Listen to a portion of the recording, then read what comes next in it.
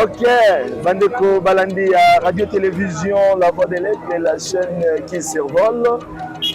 Nzambe Apambola Bino, toujours dans le cadre il y a émission Nabino à la découverte, les lots à la découverte et c'est décidé et c'est retrouvé dans Congo central. Congo central, nous avons mis dans le territoire il y a Songololo, précisément parce que nous avons Sikoyo, nous avons na Lufu frontière. Alors, les lots, équipe Mobimba, il y a RTVA pour la découverte. Et pour la Kisabino ambiance oyo ezalaka awa na Lufu frontière. Bon, comprendre que ata na Lufu frontière, on a Lufu ya marché té. Ya marché peut-être mo comme tout moment juste ko koleka. Nazanga moko pe nazanga pasteur Jérôme Tozakanaye, pasteur Jérôme. Bonjour à vous très chers téléspectateurs. Ngeka PPK Auti Koloba. Et na ngina informé bino que RDC ezali na frontière plus ou moins il y a 8 pays. OK. Alors, ceux qui sont dans le nord, il y a RDC, tous en Soudan, tous en République centrafricaine, ceux qui sont dans l'Est, tous en Rwanda, Ouganda, pays Belé. Maintenant, tous vers le sud, dans le Congo central, tous en Angola. Aux hommes, la frontière est Angola, précisément, na Louf et Sika Tozali. Alors, pasteur Jérôme, on a précisé les choses pour que Kanamboka et Angola, puisque RDC est la frontière Ebele. Exact. Nous avons entré au Tokotaka na Kulungongo. Ok. Awa na Lufu Tokotaka. Et puis na Nokina na Matadi Tokotaka. Et puis na Mwanda ndenge lobi Tokotaka. Donc bapisika okota pour mes Ebele. Et puis lobi sonengo to bakisa. Même kuna Lubumbashi. Ok. Ils ont la frontière à Kokota Mpanzwana. Donc c'est belé pour moi pour na beaucoup de Angola. Angola vraiment doza bandeko on a toujours partagé moi mingi sur la frontière oyo. Voilà. Voilà, même ma culture, beaucoup belé. Oui. Il y a d'autres tribus oh bazo se retrouver awa. Baza ko se retrouver kuna pe bazali. Ceux qui te voient ba deti ba chokwe. Ba chok. Voilà. Ba chokwe pour baza awa, baza ka poser. Exact. Baza ka poser. Voilà, tozawana pour la couper Sabino ba détail information. OK. Pour la démontrer que RDC République démocratique du Congo les pays où ils ont la potentialité ébélée. OK. Les alliés la richesse ébélée, les alliés la frontière ébélée et on est fiers d'être Congolais. On est fiers d'être Congolais. On est fiers de naître dans ces pays. OK. Et à chaque fois que nous devons toujours prier pour les pays. OK. Bato bazalaka na bakaniswa non. Bateka mboka yango azwa moi etesangai en dehors ya RDC pays nini oyo kozala libre kozala très calme. Jérôme na option moko nazo féliciter nanu mokonza mboka exact pona komona frontière de la République. Voilà. Oui. Président Fachi, voilà. Nous avons félicité en tout cas parce que voilà. Nous avons dit qu'il y a Louf depuis 2010. Exact. 2010, nous avons dit que pour nous avons tour moins mingi. Okay. Il y a RDC, Angola. Okay. Frontières les en tout cas beauté. Okay. Frontières les beauté parce que Jérôme n'a pas sûr. On a moni. Les frontières est commis awa. Voilà. En tout cas, pasteur Jérôme, continue à d'ailleurs, tokenaki na banana. Oui. On dit que bazo tonga pont ya eau profonde. OK. Bien que tozo qui accepte, au moins tozo louer ba effort ya chef de l'État. Pe prier na biso za ke Nzambe a continuer ko sungaye. A continuer ko sungaye na musalo ya zo sala, na musala kitoko ya zo sala. C'est vrai que les défis sont belé à relever, mais au moins, Moka Batongaka yango te na 2 ans, 3 ans. Moka Zouara ta belé pour la Motonga yango. Alors, voilà pour le bac peut-être comment on a le fouté. Alors, quand les solo, voilà. Comme les bango, tout le monde les bango, voilà. Et tout le monde met la bango. Voilà. Alors, faut quatre à mon panzo, pour quatre à mon panzi, mon sousouana. Mais il faut préciser d'abord, Batiro. Nous avons deux grands bureaux. Nous avons DGDA, na DGM et puis na DGM. OK. Voilà. Et puis le service à la police Zali, la ANR Zali, to pesi ba ngombote, to pesi ba service nyonso ba continue.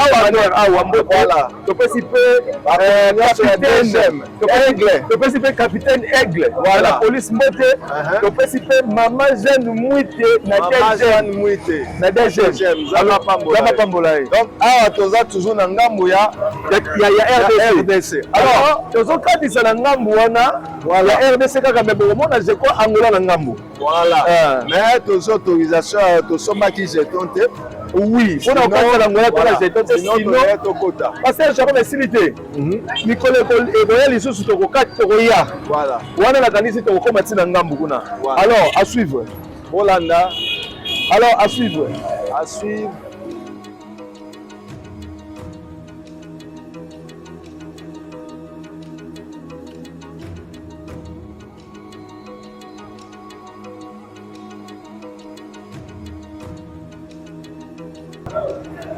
OK, merci. Tu as toujours passé na Katsaloufu. Voilà. Et puis toujours quand on a ngambu ya RDC. Voilà. Et parce que na Angola to ko imaginer to zo kabwana à partir ya pont. Voilà. Kaka pont na yozo mona na liboso. Voilà. Ya ngona place to zo kabwana na biso na bango. Exact. Alors, ceux qui batali bien, ndenge ba komi awa ba komi ngo pona bato ba ko Angola. Voilà. Tango ba ko ya et l'accès pona bango. So ko tali déjà voilà. So ko tali ba komi ngo bon, d'ailleurs ba komi en anglais. Ah, ba komi Democratic Republic of Congo. DRC. Lufu border post. Voilà. Et donc frontière, poste frontière. Voilà. OK. Donc nakanisi yangwana. Alors na évité pasteur, il y a commenter sur Nini Ezali pour na lufu na biso. Mais ça va parce que kala quand on est koya, banda ko zaki atuka boité. C'est un peu bizarre hein. OK. C'est ça qui est bizarre mais ben na solo bakaka, il faut boire kaka fleur. Na bakonzi ya mboka comme na mokonzi ya mboka fatina bakonzi na présent en tout cas félicitations parce que eloko salami voilà eloko salami Zama Pambola OK a continuer toujours kokoba OK comme ça biso tozo kende Framal akolanda biso sima OK to akobol sa caméra na ye alanda biso pandinoga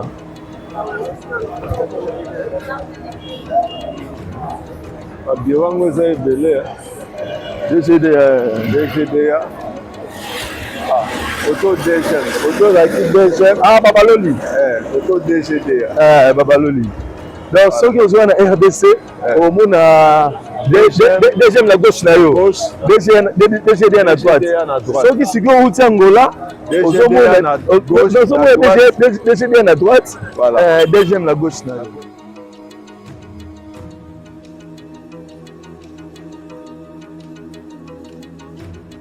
Sikone tozali awa toye juste na pont oyo ezokabola biso Angola na République du Congo. Soki nakoki kotanga te mwa mokende bakomi na ngambu kuna balobi seja bem-vindo e Angola, província do Zaire, município do Luvu.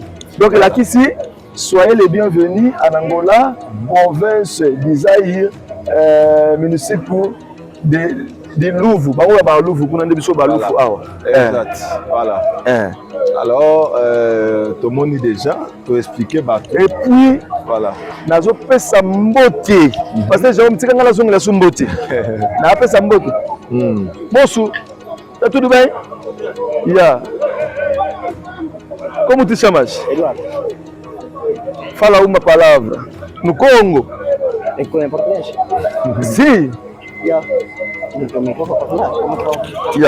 Tá aqui, Mico. Fala. Boa tarde, bom dia, bom dia. Qualquer hora que for, sou Eduardo. Aqui estou exportador. Vim aqui no outro país. Prazer de conhecer o Congo, porque é tão lindo. Muito obrigado. Como? Está a regressar já? Estou a regressar no meu país. Obrigado, dá licença. Eu vamos se encontrar Nós vamos continuar a emissão aqui. Mbote na bakontinho só awa. Voilà. DGM. DGDA. Mbote na bakontinho DGM. Voilà. DGDA. ANR, la police. Na poste ni pete RN. Voilà. Voilà. Major Blaise. Yayo yango wana. Capitaine Papio Lenga. Voilà. D'abord, c'est peut-être de Jérémy. Aigle, voilà. Ndeko Jérémy, tu comprends? Après ça, moi, seulement, donc, on comprend que si Manabiso Angola, donc Angola, pont yango, limite. Pont yango, limite, c'est à Kabwana. Voilà. Awa. Alors, pendant ceux qui s'attendent bien, on a besoin de Jérémy. On te coûte une idée. Awa. Na Lufu. Awa. Voilà. Comment ça va pas mon ami? Jérémy, bonjour. Bonjour, bonjour. On s'est présenté, on s'est comment Mobimba. On s'est symbole, il y a 10 personnes au Yebi. Ndeko Jérémy Boukassa. Ok. Na Lufu. Toujours comme ça l'État. Moi, natanga pays service na ngai. Non, service. Awa, tu sais pas comment on a bino ndenge boye. Voilà. Pour rendre visite, en tout cas, c'est une très bonne chose. Nous aimons ça. Voilà. Faire connaître le Congo profond à tout le monde et au monde entier. Voilà comment est-ce que l'OUF se développe avec nos autorités, les chefs de l'État, tout le monde se met au travail pour que les choses se passent très bien. Et c'est ce que vous avez vu. Alors, je remercie tout le monde, je remercie les frères Pichou Barouti, frère Jérôme, je voulais remercier le pasteur Barouti, Carlos. Voilà. Je voulais les remercier parce que c'est face à sa bénédiction que vous êtes là. Alors que Dieu les bénisse.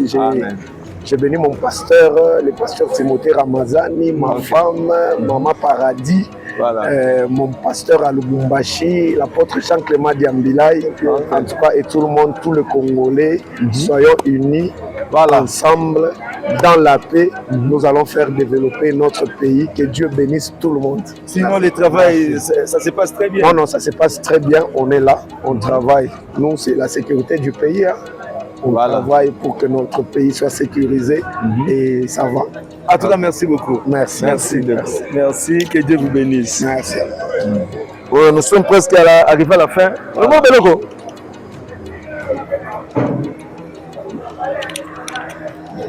Bonjour. Vous allez bien? Tiens, papa, maman. Combo Abel. Caméra? Namona na eli. Napesi papa na ngai parce que vous merci nzambe pa molaye. Basi mola pour le pays na biso. Voilà. Longue vie, bon travail. Bon nzambe tsa pona babatla ba yike na ye. Voilà. Autre frontière. Madima la des aliments. Na prière bango ya nzambe osala ke tobika ya on to débrouiller muke voilà bisu ba moula to bien no futa la douane te pebi mais te to mo futa et pe amanda mboka merci en tout cas merci beaucoup na singa kaka pe na susciter pour fait tanga te pona moula ngoka tanga pe na moula ngala linganda na ba prière na bango ya ngo singa ke nzambe pa molaka mboka oyo mangi bavisi ezali me toboya kaka ezala te kwa coronavirus ndenge ezalaki bakanga bafrontière bamotive bapriere ebele mpona kaka oyo satan anga prépare me esimba te nzambe apamola bonne soirée kota azali longue vie bon travail na mosala na ye. Merci beaucoup. Merci. Tosepeli parce que tokomi na suka parce que pourquoi après okota bouteille koti molile koti voilà atoka so momoni pe frontière moni donc gris on a déjà bakomi kokanga yango voilà. OK, on dit quoi? À la prochaine. Merci na bandeko nyos oyo basutenaka biso toujours na compte ya Maman Aziza Massoudi à la découverte, papa Jean-Baptiste Batenda, Maman Kati Lufutu, voilà na Serge Naya, petite sœur nanga Sidonie tokuti na Lufawa ya mbaki biso tito koma awa na pambola donc tokutani à la prochaine fois. Bye au revoir.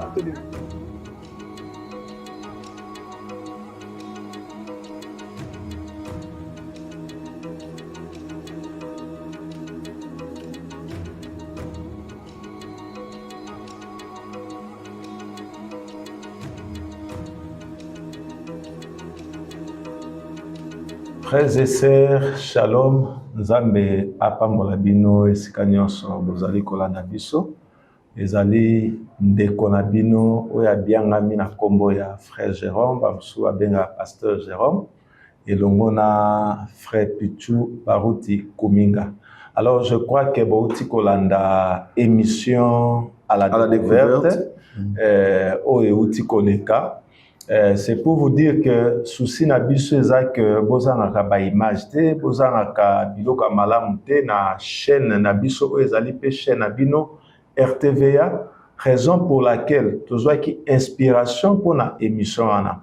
Alors oyo tozosenga ezali tozana besoin bo sponsoriser émission wana, tozana besoin ya soutien financier surtout parce que à chaque fois tozobima des fois tous habiter na problème ya mbongo transport koloué ba flat hotel et bisika nyonso tozokoma, raison pour laquelle toye epai na bino o bozali bandeko na biso o bolembaka biso te pona kosenga aide na cadre wana. Alors nakopesa maloba pe na PBK azana eloko akoloba kobakisana oyo na uti koloba. Merci beaucoup pasteur Jérôme. Nzamba pambola bino bandeko bozolanda biso bozwi occasion kolanda biso na moyen ya réseaux sociaux nzambe apambola bino nyonso nayebi ke boza balandi boza pe bandeko basepelaka na ba émission na biso. En tout cas toye pa na bino pona kosenga aide na bino toye kosenga SOS contribution na yo na émission à la découverte parce que ces émissions esalamaka libanda toko salango na mboka nyonso o peut-être bino bokomate biso tozawana prêt pona ko se déplacer na nzela il y a train na nzela il y a bateau na mai na nzela il y a mituka na nzela pe il y a avion ce qui esengi biso ndenge wana.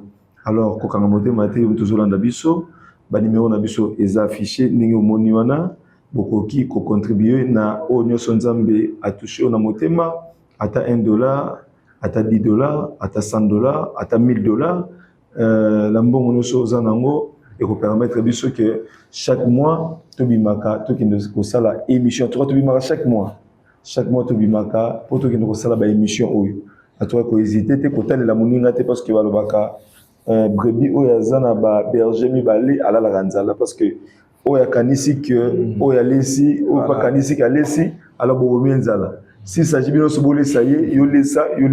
Voilà. Donc botika biso te bosunga biso na émission oyo.